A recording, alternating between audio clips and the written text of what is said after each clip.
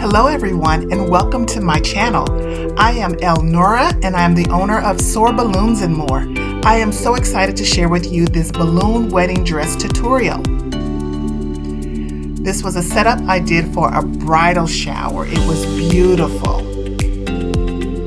So here are the list of supplies you will need.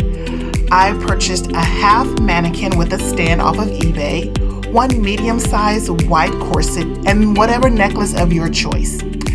You will need fishing line, 12-inch balloons in white, pearl white, clear, and then a swirl balloon that I purchased from Party City. You can also add 5-inch balloons in white, pearl, and clear.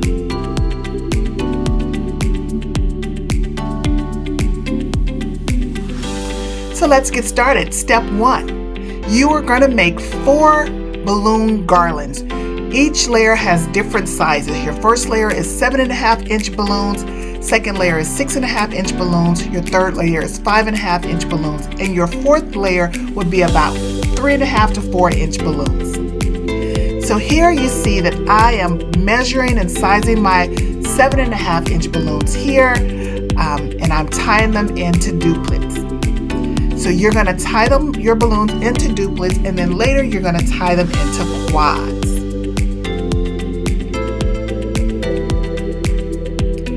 If you notice, I have a black petticoat hanging on my mannequin. That petticoat is just for sizing. For step 2, you're going to make the 4 garlands in the different sizes using the duplet and the quad method. I am showing you how to just simply take your 2 duplets and put them into quad, twisting them into quads.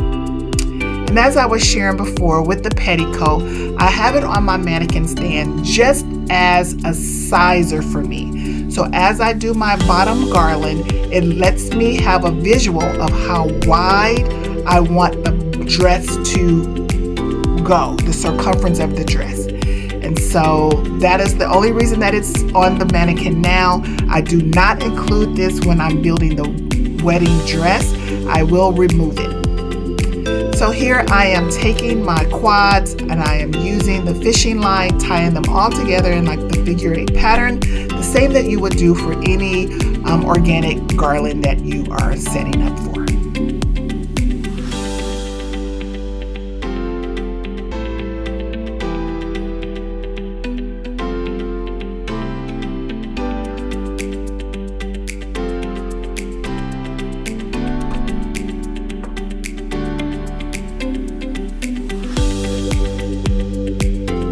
As you see, I just measured my balloon around that petticoat to see how much longer I would need my first garland to go. So we're getting ready to actually get started building the wedding dress. I started with my corset first. This way I can know how far up my balloon should go around the waist. This particular corset is a size small. It was really snug on the mannequin. I could only hook it up to the very first roll of hooks, so I would suggest getting a size medium to have more room to play with. As you see, the petticoat has been removed, and my first layer is the 7-inch layer that is on the floor. So for step 3, once each garland is complete, you're going to connect the circles around the mannequin form. You're going to add the second layer using the fishing line to connect it to the first layer, making sure that you pull the garland or the fishing line a little tighter so that it is snug in place.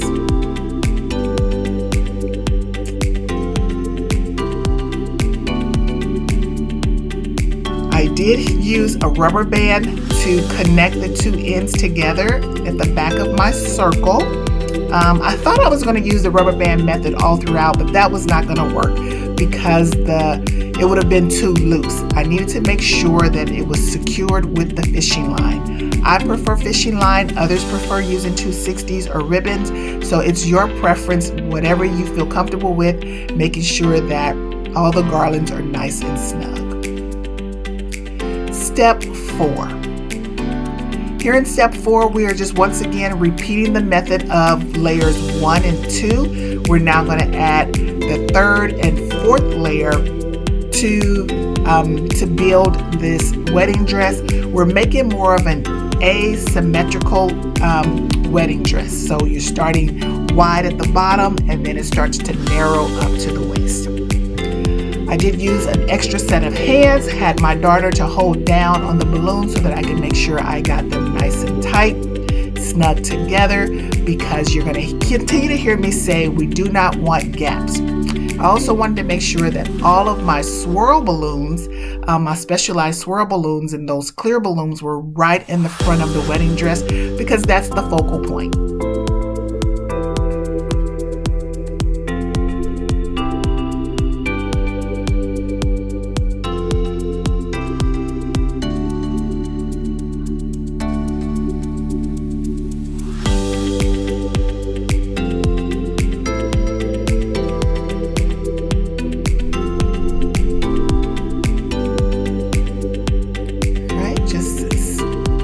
I secure everything with that fishing line. I'm just going all through. I'm going through the first layer again and the second layer.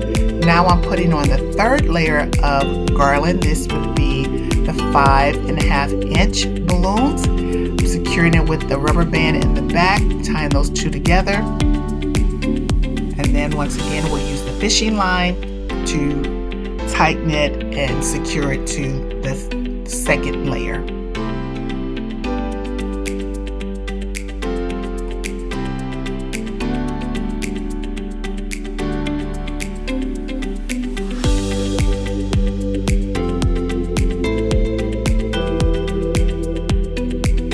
This was really a fun project, and it wasn't very difficult at all to do. Making sure that you just have all of your balloons sized appropriately to get that asymmetrical look.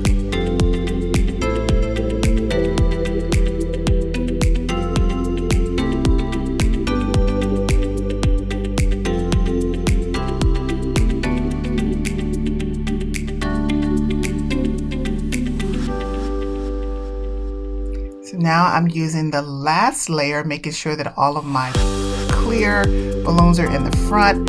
This is that 3.5 to 4 inch balloons that go right around the waist.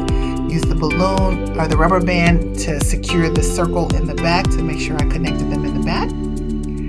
And once again, the fishing line to be able to tighten everything up in place, making sure that there are no gaps. We do not want gaps in our wedding dress.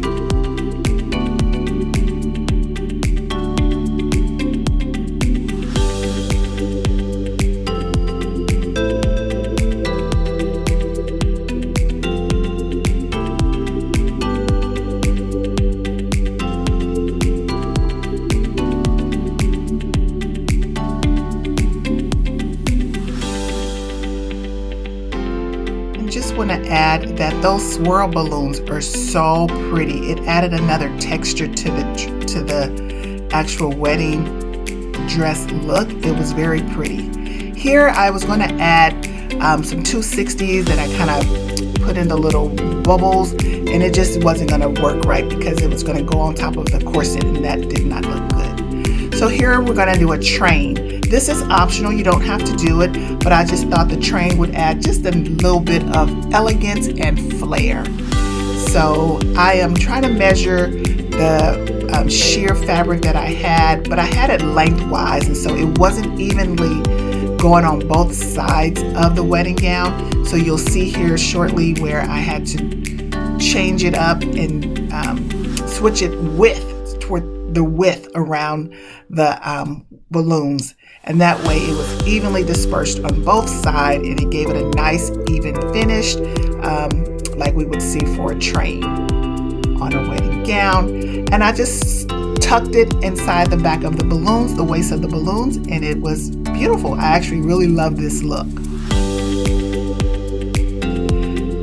But because it was going outside next to a champagne display, we weren't able to keep the tulle, the train on both sides. And in the final reveal, you will see that it turned out beautiful.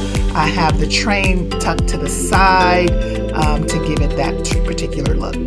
So thank you so much for viewing my video. Please subscribe and like, and I appreciate you watching the video. I hope this was very helpful.